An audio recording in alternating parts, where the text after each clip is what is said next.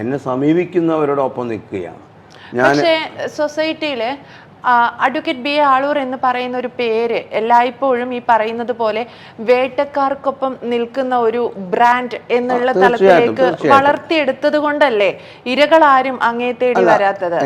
എന്നെ അതുകൊണ്ടാണ് ഞാൻ അടുത്ത ഒരു വ്യക്തി എന്നെ ഒരു 1-2 വർഷങ്ങൾക്ക് മുമ്പ് സമീപിച്ചിരുന്നു. ഒരു ബിഷപ്പിനെതിരെ കേസ് കൊടുക്കണമെന്ന് പറഞ്ഞുകൊണ്ട്.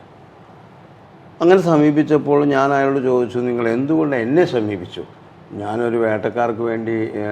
അപ്പോൾ ആൾ പറഞ്ഞു, ഒരാളെ രക്ഷിക്കാൻ സാധിക്കുമെങ്കിൽ അയാളെ ശിക്ഷിക്കാനും അഡ്വക്കേറ്റ് ആളോട് സാധിക്കും.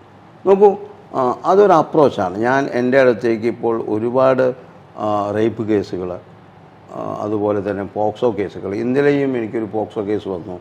അതെന്താണ്, പ്രതിയെ വെറുതെ വിട്ടു സാർ, ഞങ്ങൾക്ക് അപ്പീൽ കൊടുക്കണമെന്ന് പറഞ്ഞുകൊണ്ട്. നോക്കൂ, ഇത്തരം കേസുകളും എടുക്കുന്നുണ്ടോ?